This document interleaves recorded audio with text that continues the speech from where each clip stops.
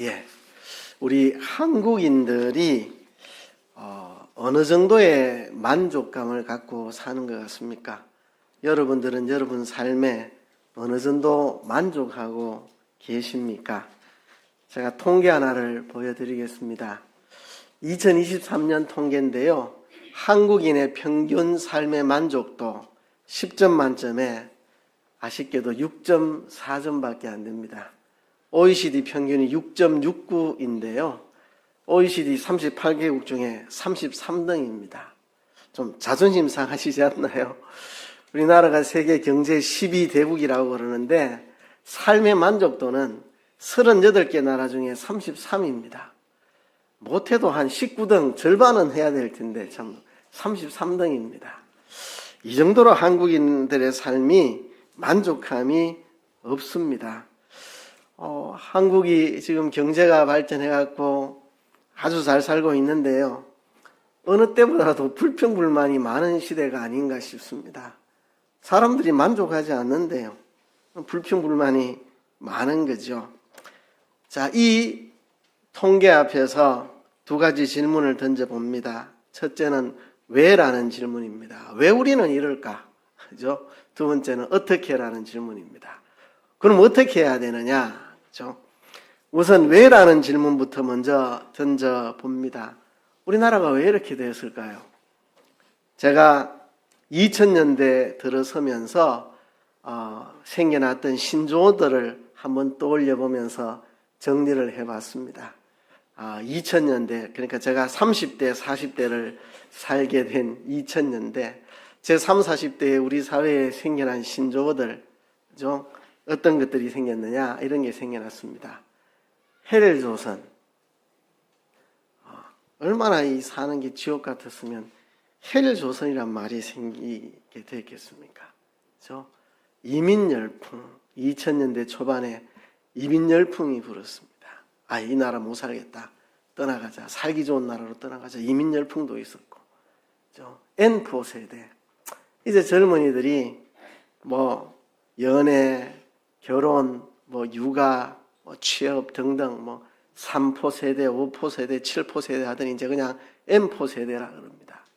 열정페이. 참 젊은 청년들을 아주 좌절케 만드는 용어입니다. 열정페이.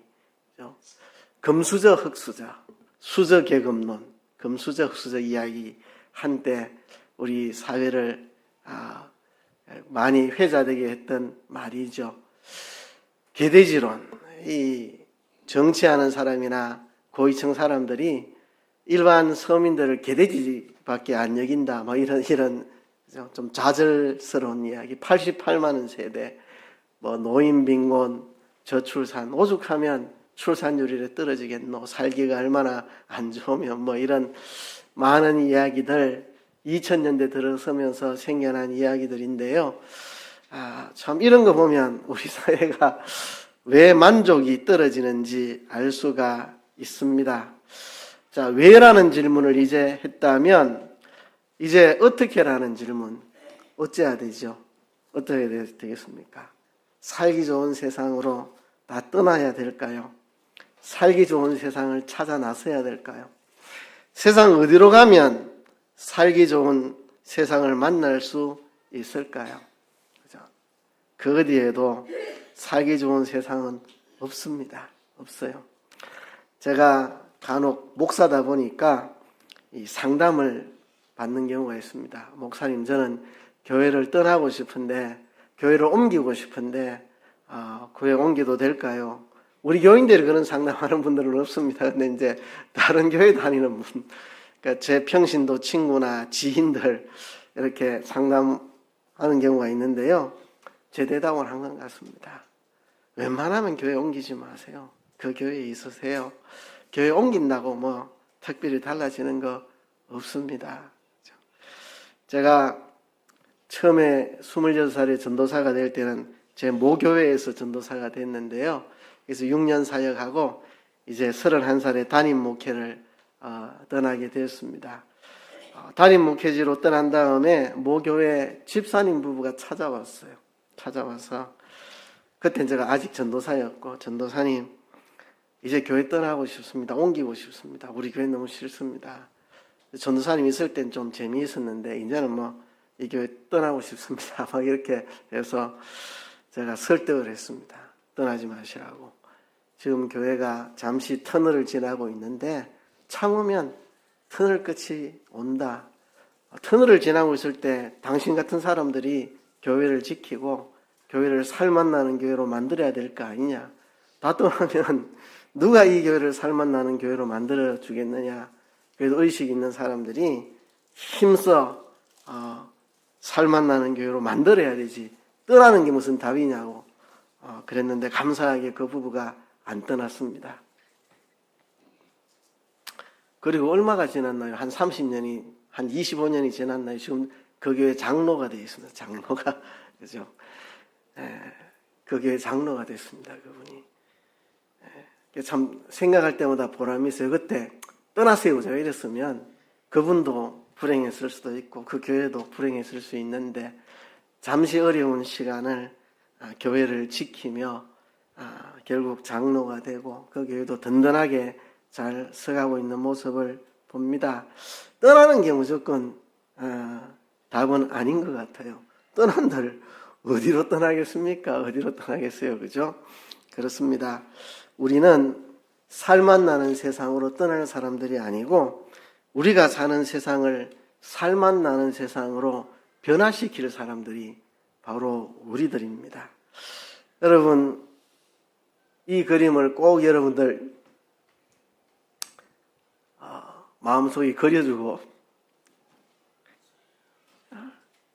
싶습니다. 아브라함이 원래 우상 섬기는 저 갈대아 우르에 살고 있었는데 갈대아 우르에서는 달신을 섬기는 곳입니다. 달신을. 거기서 우상 섬기고 있더니 아브라함을 하나님이 불러내십니다.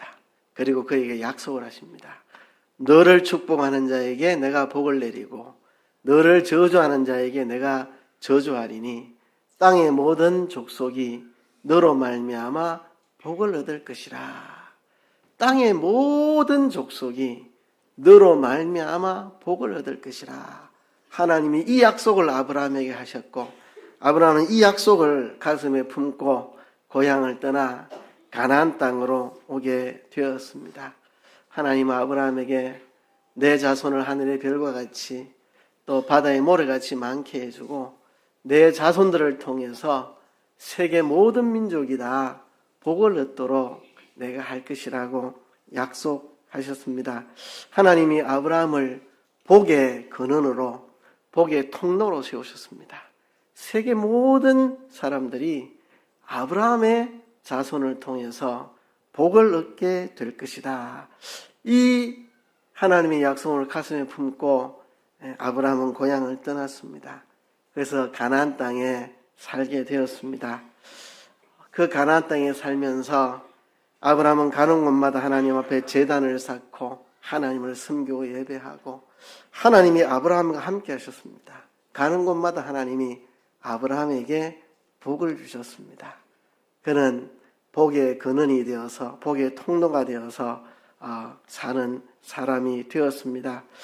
세월이 지나서 아브라함의 후손들이 애굽에 내려가서 살게 되었는데 하나님이 모세라는 사람을 들어 세워서 이스라엘 백성들을 아브라함의 후손들이죠. 이스라엘 백성들 아브라함의 후손을 애굽에서 나와 가나안 땅에 정착하게 합니다. 그때 모세가 애굽 왕 바로의 공주의 아들로 살았는데 그렇게 호의호식가 하는 것을 포기하고 하나님의 백성과 함께 고난받는 길을 택했는데 그 모세를 통해서 이스라엘 백성들이 애굽의 종살에서 해방되고 하나님의 약속의 땅 가나안 땅에서 나라를 세우고 그렇게 살게 되었죠. 모세를 통해 이스라엘 백성들을 하나님이 애굽에서 불러내시고 시내산 앞에서 언약을 맺을 때 하나님이 그렇게 말씀하십니다. 너희를 제사장 나라로 세우겠다. 너희를 제사장 나라로 세우겠다. 내가 아브라함과 맺은 언약, 너희의 자손으로 세계 모든 민족이 복을 얻게 하겠다는 그 언약을 지켜서 내가 이스라엘 백성들을 이제 애굽에서 해방시켰는데 내가 너희와 언약을 맺는다. 너는 제사장 나라가 될 것이다. 하나님과 세상 사이를 다리 놓는, 하나님과 하나님 모르는 세상 사이를 연결시키는 제사장 나라로 아브라함의 후손을, 이스라엘 백성을 제사장 나라로 세우겠다 약속했습니다. 제사장 나라가 뭡니까? 하나님 모르는 사람들을 하나님께로 인도해서 복의 근원이 되는 거죠. 축복의 근원이 되는 거, 축복의 파이프라인이 되는 거, 축복의 통로가 되는 거. 그게 하나님이 아브라함에게 주신 꿈이고 약속이고 언약이고 그것이 성취되는 겁니다. 구약교회가 그 역할을 제대로 하지 못했지만 결국 이것은 예수님을 통해 성취됩니다. 아브라함의 후손을 통해서 이 일을 이루신다고 할 때 그 후손은 결국 예수 그리스도를 가리킨 것입니다. 예수 그리스도를 통해서 세계 모든 만민이 복을 누리도록 하는 이게 아브라함과의 언약의 실체입니다. 그래서 오늘날 이 교회를 통해서 그리스도인들을 통해서 세계 모든 민족에게 복을 끼치는 거, 이게 하나님의 큰 그림이었습니다. 아브라함을 부르실 때. 여러분, 이 그림을 여러분 마음속에 새기고 살았으면 좋겠습니다. 우리는 축복의 통로다. 하나님 우리를 통해서 세계 모든 민족에게 복을 끼치게 하는, 우리는 제사장 나라다. 나는 복의 근원, 복의 통로, 복의 파이프라인이다. 아브라함이 이 약속 가지고 고향을 떠나 낯선 땅 가나안 땅으로 왔고, 하나님은 이 약속을 역사 속에서 이루어 가십니다. 예수님을 통해서, 예수님을 믿는 우리를 통해서. 그래서 이 아브라함에게 맺으신 하나님의 언약을 우리 가슴에 붙이고 살았으면 좋겠습니다. 나는 복의 근원, 복의 통로로 부름을 받았다. 그래서 우리나라가 이렇게 이런저런 많은 이야기들로 사람들이 정말 살맛 안 난다고 하는데, 살맛 나는 세상을 찾아갈 사람들이 아니고 우리는 우리가 사는 세상을 살맛 나는 세상으로 바꿀 축복의 통로로 우리는 살아가야 됩니다. 여러분, 비행기를 타시면요, 여러분 혼자 그래 생각하세요. 그런 것 말하면 또 사람들이 이럴 수도 있으니까, 그죠? 모르는 사람이 여러분 뭐 이럴 수도 있으니까 여러분 혼자 생각하세요. 야, 이 비행기에 탄 사람들 정말 복 받았다. 나랑 같이 이 비행기 탔으니까. 이 사람들 안전하게 도착하기 쉽다. 축복의 통로인 내가 이 비행기를 타고 있으니까. 그런 마음을 가지세요. 예, 버스 타고 다닐 때 이 버스 탄 사람 참 복이 있다. 하나님께서 축복의 통로로 세운 나하고 같은 버스 타고 다니고 있으니까. 이직상 사람들 참 행복한 사람이다. 하나님의 축복의 통로인 나랑 같은 직장에 다니고 있으니까. 여러분, 이런 좀 자존감을 가지고 살았으면 좋겠습니다. 여러분, 축복의 사람입니다. 축복의 사람. 우리 앞뒤 옆 사람하고 우리 서로 축복합시다. 당신은 축복의 통로입니다. 이렇게. 자, 당신은 축복의 통로입니다. 여러분, 제가 지금 듣기 좋으라고 하는 이야기 아닙니다. 사실인데 우리가 잊고 살기 때문에 지금 각인시키려고 하는 겁니다. 사실인데. 여러분, 한 사람 한 사람이 여러분이 발 딛고 사는 그곳에 축복의 통로로 서 있습니다. 여러분은 살기 좋은 세상을 찾아다니는 사람이 아니고 여러분이 사는 그곳을 살기 좋은 세상으로 변화시킬 축복의 사람들입니다. 그래서 여러분, 우리가 오늘 결심했으면 좋겠습니다. 멋진 세상 만들어 갑시다. 우리가 멋진 세상을 우리가 만들어 가는 겁니다. 멋진 삶, 멋진 세상, 원더풀 라이프, 원더풀 월드.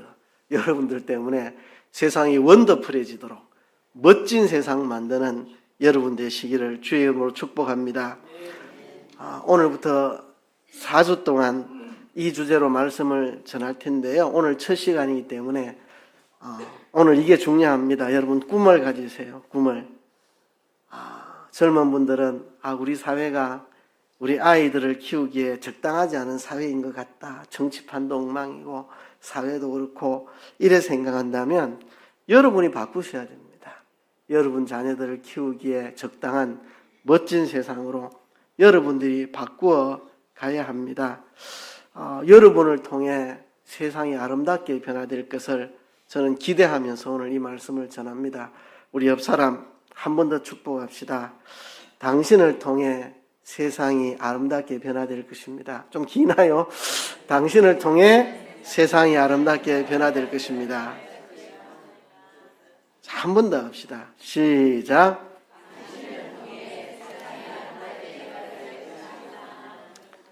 자, 여러분들을 통해 멋진 세상을 만들어가기 위해서 우리 어떻게 해야 되느냐? 4주에 걸쳐서 4가지를 배울 겁니다. 첫째는 비교하지 않아요.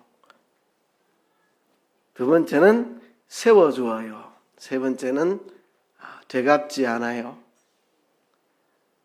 네 번째가 나누어 주어요. 이 4가지인데요. 오늘은 첫 번째입니다. 비교하지 않아요. 제가 우리 교회 와서 이 부분은 사실 여러 번 설교를 했습니다. 그런데 이번에 4가지를 모아서 설교하려고 다시 한번 설교를 하는 것입니다. 우리 사회는 남의 성공과 인기에 대해서 굉장히 불편해합니다. 누군가의 성공, 누군가의 인기를 볼 때 자꾸 나와 비교하고 열등감을 가집니다. 이거를 극복해야 살기 좋은 세상 만들 수 있습니다. 남의 성공과 인기를 볼 때 비교하지 않고 열등감 가지지 않고 시기 질투하지 않고 감사하고 기뻐할 수 있는 사람이 되는 것, 이것만으로 여러분들이 발딛고 있는 세상을 아름답게 변화시킬 수가 있습니다. 누군가의 성공과 인기를 볼 때 감사하고 기뻐해 줄 수 있는 사람이 되면 여러분이 그 가정을, 그 직장을, 그 사회를 아름답게 변화시킬 수 있습니다. 우리 나라 속담에 사촌이 땅 사면 배 아프다 이러잖아요. 배가 아프면 누가 땅을 샀나? 왜 내가 배가 아프지? 그죠? 이게 이제 비교, 시기, 질투 많은 세상입니다. 제가 목회하면서 늘 힘든 게 비교, 시기, 질투 이런 것 때문에 참 목회하면서 상당히 어렵습니다.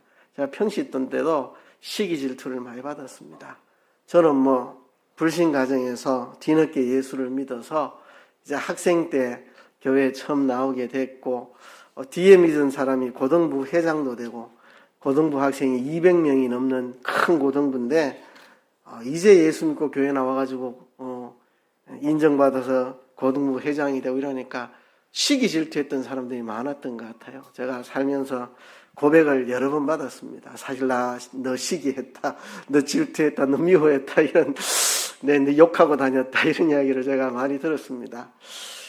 내가 신앙생활 열심히 하는데 괜히 시기 질투하는 사람들이 많더라고요. 군에 가서도 제가 열심히 신앙생활 하니까 시기 질투하는 사람이 참 많습니다. 제가 다쳐가지고 국군병원에 이송이 됐는데 그 국군병원에서 한 3, 4개월 있었나 모르겠네요. 새벽 기도를 매일 나갔더니 부장 선생님이 저를 부르더니 너 시기하는 사람이 많다. 아무것도 아닌 것이, 우리는 임원들이고 다 그런데, 교회 임원들이고 그런데 새벽 기도 잘 안 가는데 저거는 아무것도 한 게 와갖고 새벽 기도 매일 나온다고 막 시기 질투가 많다 그러더라고요. 그래서 제가 부장선생님한테 내가 어떻게 해야 됩니까? 그랬더니 네 잘못은 아니다. 네 잘못은 아니다. 그냥 그대로 살면 된다. 그냥 알고만 있어라. 너를 시기 질투하고 미워하는 사람들이 많이 있다는 것만 그냥 알고만 있고 네가 잘못한 거 아니니까 그냥 알고만 있어라 그러시더라고요. 교회 안에도 참 시기 질투가 많은 것 같습니다. 이게 극복되지 않으면 세상은 불행합니다. 불행해요. 비교하는 한 세상은 언제나 불행해질 수밖에 없습니다. 이 이야기를 할 때마다 생각나는 인물이 바로 사울 임금님입니다. 다윗을 시기 질투해서 2번씩이나 창을 던져서 다윗을 찔러 죽이려고 했던 이 사울. 이 사울이 왕이 되었을 때에 이스라엘의 초대 왕입니다. 대단한 왕입니다. 이스라엘의 초대 왕인데 얼마나 키가 큰지 다른 사람들보다 어깨 위가 더한 체구를 가졌습니다. 진짜 사울 왕이 서 있는 거 보면 진짜 멋있었을 겁니다. 남들보다 어깨 위가 더했으니까 진짜 왕다웠을 겁니다. 그렇죠? 이 사울왕 너무나도 멋진 왕, 그렇지만 시기심 때문에 자기 자신이 불행해졌고 자기 가문이 몰락했고 나라를 위험으로 몰아갔던 불행의 인물 바로 사울입니다. 이 사울이 그 덩치에 걸맞지 않게 불행한 길을 걸었습니다. 우선 그가 왕이 처음 세워질 때는 겸손한 모습을 보였는데요. 왕이 되고 난 다음에 태도가 달라졌습니다. 하나님 말씀에 순종하지 않고 불신앙과 불순종으로 하나님께 버림을 받습니다. 아직 왕의 자리를 지키고는 있지만 하나님은 이미 불순종하고 불신앙하는 사울왕을 하나님은 이미 버리셨습니다. 하나님이 사무엘 선지자를 통해서 사울왕에게 왕이 하나님을 버렸으므로 하나님도 왕을 버리셨노라고 사형선고와 같은 말을 듣게 됩니다. 그래서 사울은 지금 마음이 뒤틀려 있습니다. 하나님이 나를 버리셨다고 이렇게 뒤틀린 마음을 갖고 있었습니다. 그런데 이 사울왕의 자존심을 건드린 일이 생겼습니다. 블레셋과의 전쟁이 벌어졌는데 고대의 전쟁을 하면 큰 장수들끼리 1대1로 싸워가지고 승부를 겨누는 이런 일들이 고대에는 잦았습니다. 그런데 이 블레셋의 골리앗이라고 하는 진짜 어마무시하게 큰 3m 가까이 키가 되는 3m 조금 못 되는 아주 거구의 괴물 장군 골리앗이 등장한 겁니다. 사울도 키가 크지만 사울하고도 전혀 비교가 안 되는 어마무시한 거인 골리앗 장군이 등장해서 누가 1대1로 싸워서 싸움을 결정짓자고 소리를 지릅니다. 그런데 이스라엘에는 골리앗과 싸울 수 있는 용기 있는 병사가 아무도 없었습니다. 사람들은 사울왕을 쳐다보겠죠. 당신이 키 크니까 당신이 나가보죠. 근데 사울왕도 겁이 나서 나갈 엄두를 못 냅니다. 참 사울왕의 자존심을 꺾는, 길을 팍 꺾는 일이죠. 그런데요, 조그만 체구의 소년 다윗이 등장을 해서 임금님, 제가 나가서 싸우겠습니다. 근데 참 아이고 꼬맹이가 뭔 싸움을 하겠나 했는데 소년 다윗이 체구도 작은 꼬맹이가 물맷돌을 들고 가서 골리앗 장군의 이마를 쳐서 쓰러뜨리고 그를 죽이고 전쟁을 승리로 이끕니다. 놀라운 일이죠. 사실 사울의 마음은 갈피를 잡을 수가 없었습니다. 왕인 자기도 어찌할 바 몰랐던 일을 꼬맹이가 와가지고 해결하니까, 나라를 구했으니까, 그렇죠? 자존심 한편으로는 상하고 나도 못한 것을 저 꼬맹이가 하다니 자존심 상하면서도 또 나라가 위기에 처해 있는데 나라를 지금 건져냈으니까 또 고맙기도 하고, 고맙기도 하면서도 뭔가 좀 속은 뒤틀리는 이 두 가지 감정을 가지고 있었습니다. 그런데요, 근데 문제가 생깁니다. 전쟁이 이기고 돌아올 때에 여인들이 노래를 부릅니다. 사울의 죽인 자는 천천히요 다윗의 죽인 자는 만만이라. 여기서 사울이 완전히 속이 뒤틀려 버린 겁니다. 분노가 폭발한 겁니다. 어찌 사울이 죽인 자는 천천히요 다윗이 죽인 자는 만만이다.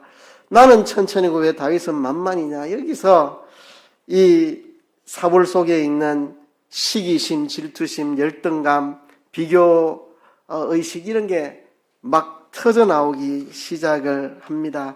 사실 이게 뒤틀린 사람들이 들으면 그렇게 들리는 겁니다. 저도요, 참 말하기 조심스러워요. 아무런 무슨 공격하는 말이 아닌데도 열등감이 있는 사람은 공격하는 말로 듣습니다. 목사님 비웃는 거죠. 이렇게 그죠? 비웃는 거 아닌데 내 공격하는 거죠. 이렇게 왜? 본인이 열등감이 있으면 그래 들리는 거거든요. 오늘 본문에 보면 보세요. 6절 끝에 보면 왕 사울을 환영하는데, 지금 전쟁에서 승리하고 돌아오는데 지금 여인들이 나와가지고 춤추며 노래를 부르는데 사울을 환영하는 행사입니다. 사울왕, 왕의 행차를 지금 환영하는 겁니다. 전쟁에 승리하고 돌아오는 왕을 지금 환영하는 겁니다. 사울을 환영하는 건데 뒤틀려 있으니까 나쁘게 들리는 거죠. 여인들이 뛰돌며 노래하여 이르되 사울이 죽인 자는 천천히요 다윗은 만만히로다. 왕을 먼저 이야기했습니다. 사울이 죽인 자는 천천히요 다윗이 죽인 자는 만만히로다. 사울 왕을 앞세웠습니다. 너무나도 정상적인 이야기를 하고 있는데 백성들은 여전히 왕을 높이고 있는데 사울의 귀에는 그게 안 들어옵니다. 사울의 귀에는 이것만 들어옵니다. 천천히요 만만이라. 그럼 나는 천천히고 다윗은 만만이가 이게 뒤틀린 사람의 귀에 들리는 겁니다. 그렇죠?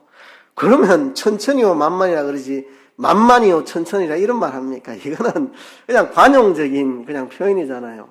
사울이 죽인 사람이 무슨 천천입니까? 1000 곱하기 1000이면 100만인데 뭔 100만 명을 죽여요. 다윗은 만만이도 10,000 곱하기 만이면 1억입니다. 뭔 다윗이 적군 1억 명을 죽여요.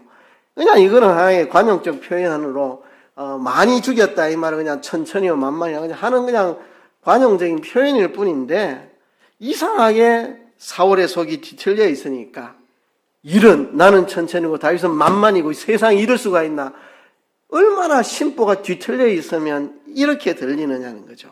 사울을 환영하기 위해서 모여든 여인들이고 왕을 높이면서 사울이 죽인 자는 천천히고 다윗이 죽인 자는 만만 이렇게 왕을 높인 건데 사울의 귀에는 그래 들린 겁니다. 나보다 다윗이 더 좋다는 이 말이지.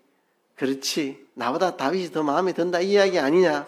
결국 나중에 다윗을 왕 세우겠네. 아이고 좋다 그래. 보자 뭐 이렇게 뒤틀린 사람 마음에 이제 이렇게 들리기 시작하는 거죠.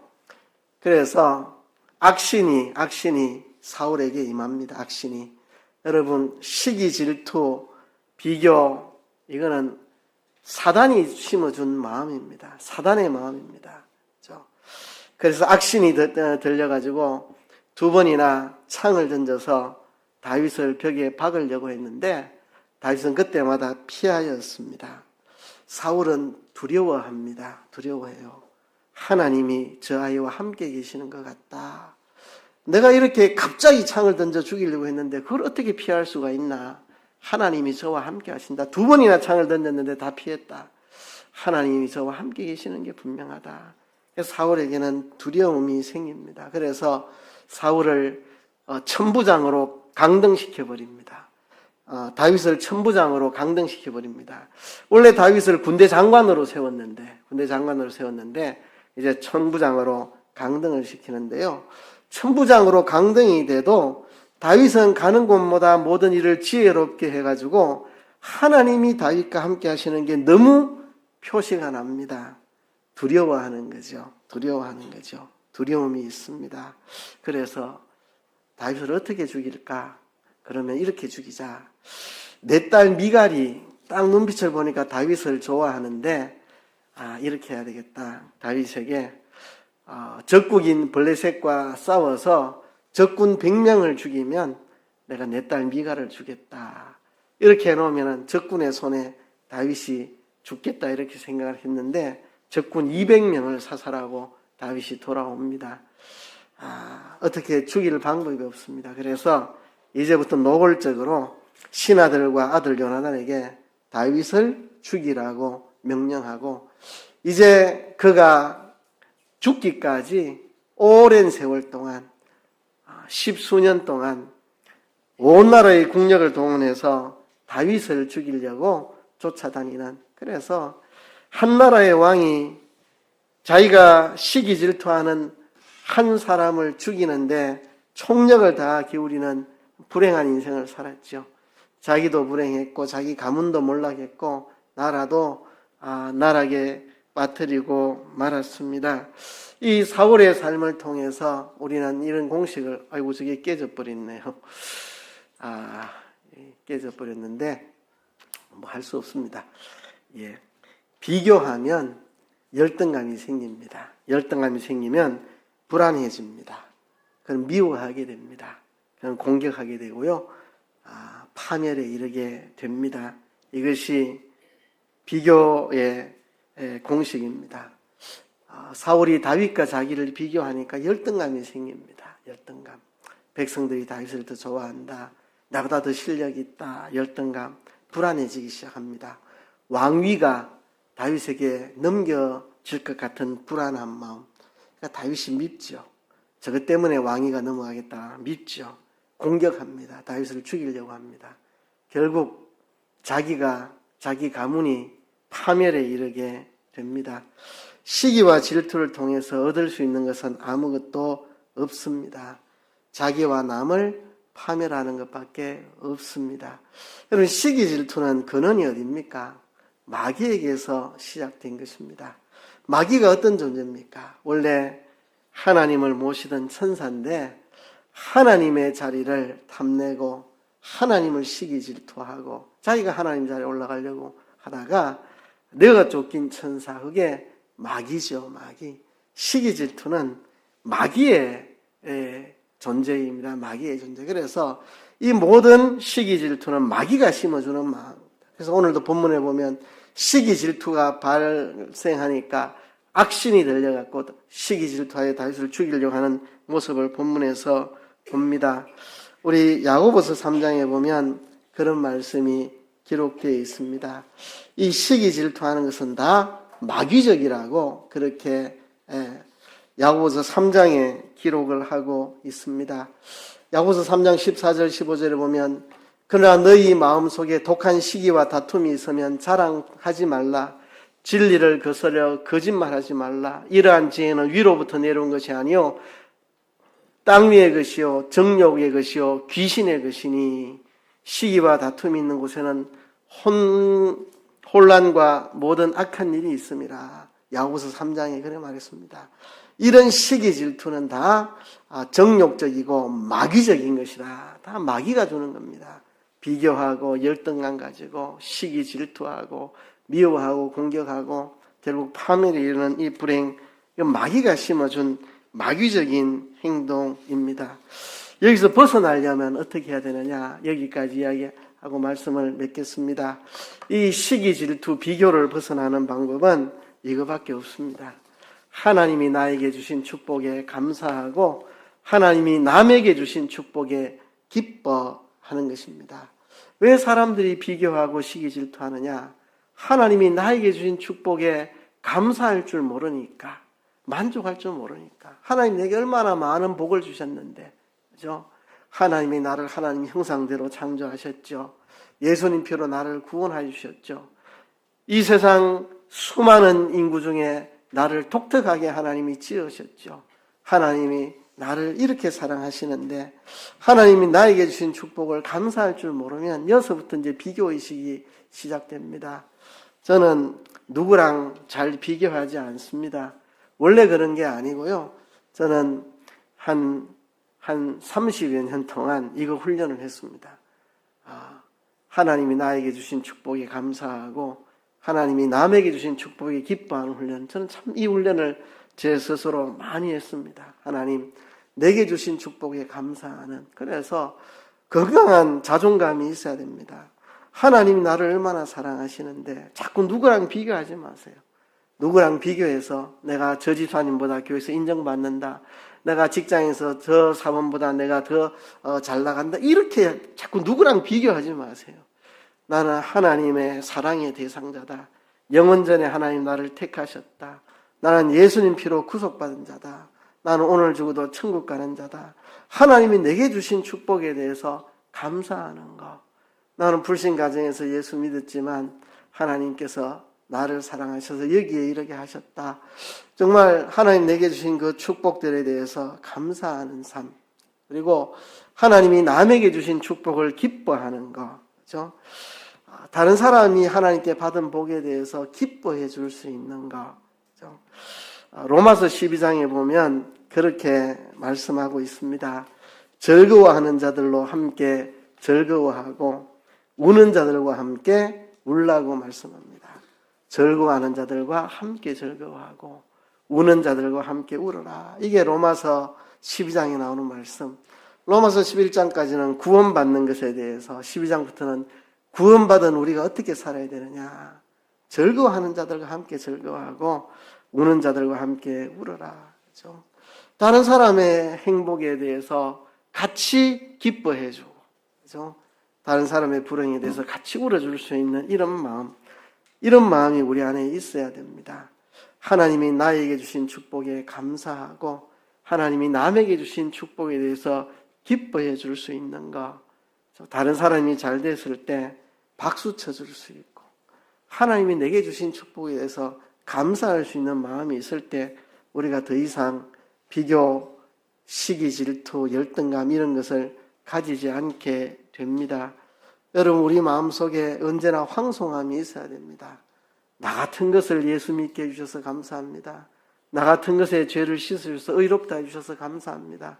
나 같은 것이 오늘 죽어도 천국 가게 해주셔서 감사합니다. 나 같은 것을 하나님의 자녀로 만들어주셔서 감사합니다. 황송함이 있어야 됩니다. 황송함. 이런 황송함 속에 살면요, 남하고 비교하지 않습니다. 누구랑 비교해요? 내가 이렇게 황송한 은혜를 받고 있는데, 내가 이런 축복의 대상자인데 내가 누구랑 비교해요? 누구랑 비교할 사람이 없습니다. 하나님은 전 세상에 나밖에 사랑할 리 없는 것처럼 나 한 사람을 이렇게 고귀하게 사랑해 주시는데, 내가 이 큰 사랑을 받고 있는데 누구랑 비교해? 시시하게 누구 비교할 사람이 있습니까? 뭐 삼성그룹의 뭐 회장하고 뭐 비교하겠습니까? 그거 비교가 안 되죠. 나는 천국 시민인데 뭐 이 땅의 재벌들하고 뭔 비교를 합니까? 재벌 근처도 못 오죠. 내 근처도 못 올 사람들인데 나는 천국 갈 사람인데 뭘 뭐 이 땅에 뭐 대통령, 재벌 뭐 누구랑 비교를 해요? 나는 천국 갈 사람인데, 옛날에요, 김정일이 죽고 통치자가 될 때 그런 이야기 하는 분들이 있다는 목사님들이, 야, 김정일이 나이도 몇 살도 안 된 게 한 나라의 통치자가 되고, 와, 대단하다, 부럽다, 막 이런 이야기 하길래 내가, 그게 뭐 부러워요? 나는 천국 시민인데, 뭔 젊은 사람이 한 나라의 지도자 됐다고, 이야, 대단하다. 입이 떡 벌어진다고. 뭔 입이 벌어져요? 시시하구만은. 나는 오늘 저도 천국에서